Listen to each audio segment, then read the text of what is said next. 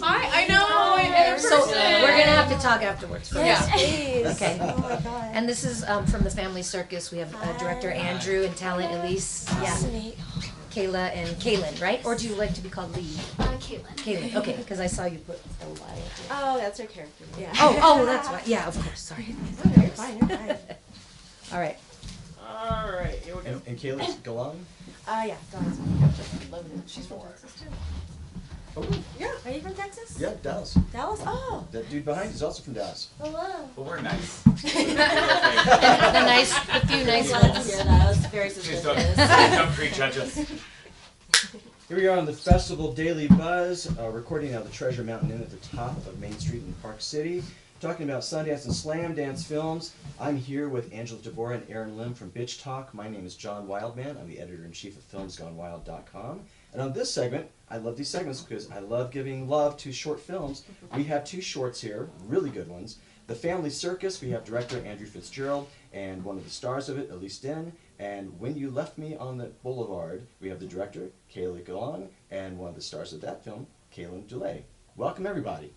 Hi, good morning. Okay, now we've got two films to talk about, and a limited amount of time, but we want to introduce the audience to the films. So, Andrew, let's start with you. Introduce our audience to the Family Circus. Hi, yeah, so I wrote and directed a film called The Family Circus, and it is a tense kind of comedy thriller about this Vietnamese-American family who they're attempting to cover up the youngest son's drunk driving accident on Christmas Eve, but when the police arrive, their whole plan starts to unravel. It unravels hilariously.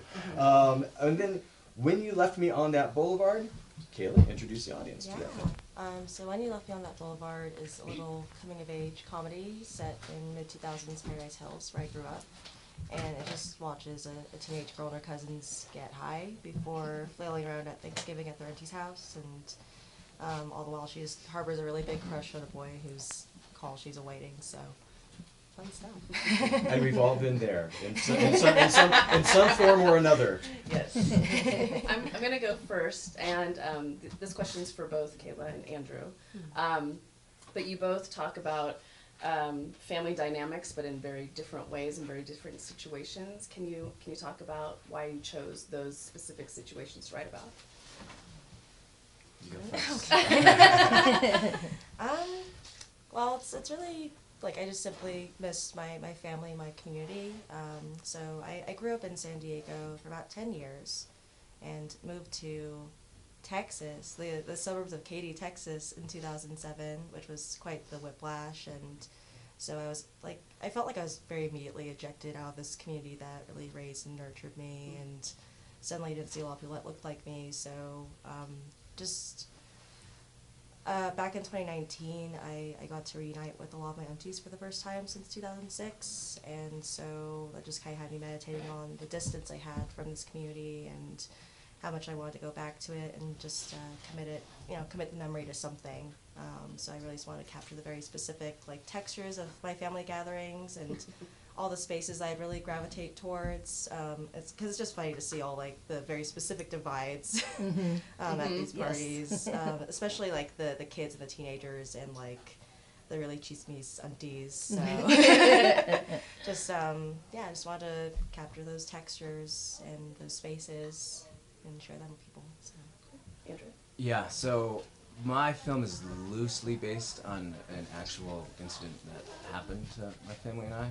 And while it was happening, I just remember thinking it feels like I'm in some kind of noir film right now, plotting with my parents in the middle of the night. No big deal. Right. So that really stuck with me, and it was such a weird story. When I decided to make a short film about it, I was like, well, my family, has an interesting dynamic. My mom's from Vietnam, and I started to just reflect on what it was like for us, some of my experiences growing up in a really small town, and just injecting some of that into this really stressful story.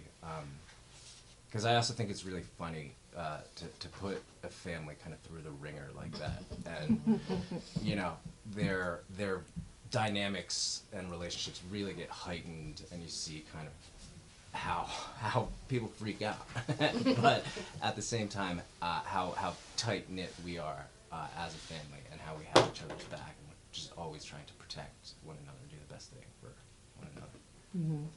Yeah, I want to turn to our stars here, Elise and Kailyn. What was it like to play a character that for the directors was so personal, and also what did you want to bring to your characters? Yeah, like this whole story was very personal because like even though it's set in 2006, I was 4 during that time, but I remember so much of that time because like my childhood was so prevalent with me, and like going to those family get-togethers, and especially Thanksgiving, it's like one of my titas, she's the one who had all those parties, and in the film, you have a token white uncle. Yes. And like that was the same for that specific tita. She's the one who hosted it. And her husband was white too. And it was just like so on the nose with a lot of things. And yeah, like being able to go back home because I moved up north and I'm originally from San Diego. It was so personal, and I was able to see that specific tita. And I told her like when I was reading the script and everything, you're the specific auntie I thought about, and she like was so touched by that. And unfortunately I lost her after filming, so it became so much more like heartfelt because like I told her we were gonna watch it together, but she passed, but I know she watched it wherever she is. But yeah, like I just thought of all my older cousins, and like since I was one of those little kids running around, just like I was hanging out with them, but I was like on the floor watching them play like Smash Bros and Pokemon, so I just have a lot of memories, and I was like channeling all of my great memories and cousins and Julias and everything for that. Yeah. She's proud of you, for sure. Oh, I know she is. Now I'm crying. Oh my gosh. For me, I had a long conversation. I told you I'm crying. I had a long conversation with Andrew before we started working, and the way he talked about his mom with such love and reverence that I thought, okay, I have to really handle this with the care and love that he has for her, you know. So it adds an extra layer. It wasn't just about honoring the script and just playing a character. There's a real person out there who is going to see this, and I just wanted to make sure I portrayed her with the respect that she deserves, with the intention that he wrote the character, but at the same time, I appreciated that Andrew said, I want you to play too, I want you, she's still a fictional character. She might be based on, you know, loosely based on, but I don't want you to think that you're playing my mom. I want you to have the creative freedom to also play and create a character. And that was, yeah, so there were those 2 layers, and then I remember when we wrapped, I just came up to Andrew and I said, I did this for you and your mom. I don't really care what anybody says. I really don't care what anybody's reactions is. I said, did you get what you needed from me? You know, and when he said yes, okay, I said, okay, my work is done, and that's all I care about. And then when I got here, got to meet his mom, and she hugged me, and I was like, I'm done, you know, that's all I need. This was before the premiere. And she hugged me and she said, thank you. And I just said, okay, I'm good. Nothing else matters at this point. I don't care if people, I hate the, well, no, I do care. I hate my performance. Like, I don't care if everybody else hated my performance. I wanted them to love the movie for Andrew, of course. But, you know, when his mom did that, I was like, okay, I'm good. You know, the show has an unofficial drinking game attached to it that every time a guest makes Angela and Erin go, so thank you for doing that. And somewhere, somebody who's watching or listening to this is taking a shot right now. Okay.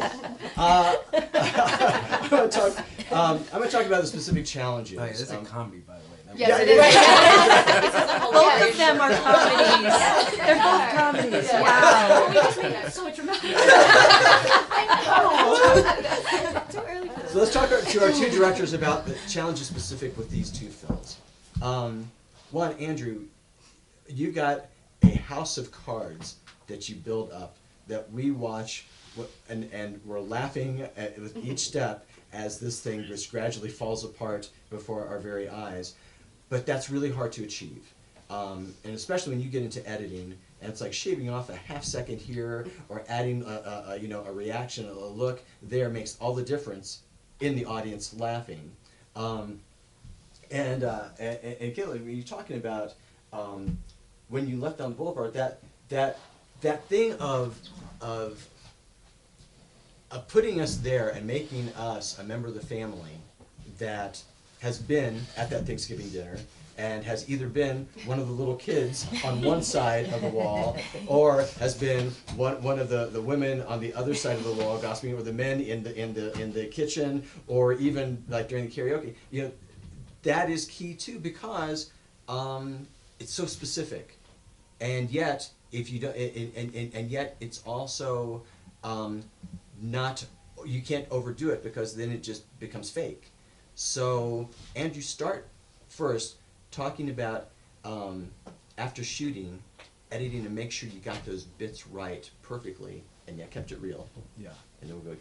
Cool. Yeah. So that's exactly right. I mean, in the edit process, it was always about trying to strike that balance, because one reaction shot, cut away, too many, tension totally deflates, and the scene no longer works. So it was just this constant experimentation of how far can I stretch it before it starts to not work anymore. I work primarily as an editor in TV, so it's really where I feel most comfortable, and where you get the chance to really explore the ideas and make sure the film works, and you just kind of beat it up and beat it up and beat it up until it does, and then you can send it out into the world. Yeah. And Kayla, then yours, it's more about a question of tonality. And that's how you set up your shots, and how how you communicate with your actors and everything, to make sure, again, that it's real, but it's also not boring the crap out of us. So talk about what you did to achieve that. I think the big part of it going to was like, I really wanted to create the dissonance of the family space, like going from quiet to loud, just because I really wanted to capture the experience of this teenager just trying to find her place in this space. Just like, whether it was like her just like keeping still at the family prayer, or like trying to get away from her aunties but still not be able to completely do so, because you can still hear them singing and everything outside of the door. Like, I think, I honestly think the sound design, and I guess like the soundscapes you wanted to create, like, sorry, I'm like starting to lose the thread here a bit, but like, I really wanted to create something super immersive, whether that was like in the very like lived-in character dynamics, and letting like Kailyn and her cousins play, or like letting like Elle and Melissa, who play Auntie Pinky and Lee's mom respectively, like have their own little. They're such weirdos. I love them. So it's just like about letting them breathe and play, and then just crafting that dissonance like through the sound design and. Sorry, I just like completely lost that thread. I think we know where you're at. But again, it's done so very well, and I have to say also, before we close this out, that I so love Kailyn explaining in such wonderful detail about the situation with this boy, and then we go to the other two girls, and they're going, "That's nice." Yeah. I mean, it's like real. It's like, yes, it's so real. Yeah. Whether you're a guy or a girl, you've had that moment where you go, but it meant so much to me. Yeah, okay, whatever. Cool. That's cute. Yeah. And we also have to give the wonderful Michael Ironside a shout out. Yeah, shout out to Michael Ironside. He wanted to be here, but he got COVID right before. Oh. Yeah, but he's fantastic in the movie. But man, talk about as a director, having someone that you can just kind of hang your hat on and go, I'm fine with this guy. Yeah, I was really intimidated to meet him. Well, yeah, it's Michael Ironside. He's like a legendary heavy. But he was just a really sweet, generous collaborator, and he brought just so much experience, and just he has a presence. You point a camera at him and it just starts to work. And then he just the choices he made, and his the experience that he brought just really added so much more dimension to the character that wasn't in the script. Well, again, both of these shorts are just awesome. The Family Circus, we've had director Andrew Fitzgerald, one of the stars of the film, Elise Din. When You Left Me on That Boulevard, we have the director Kayla Galang and cast member Kailyn, Dulay. Wonderful to have you all here. Thank you very much. Thank you so much. This was fun. Yeah. Crying was fun too. Whatever. It's all fun. I love, that was perfect timing. This is a comedy, by the way. The audience is not going to know. I think we should do the crowd. Do it now? More time, or more More space.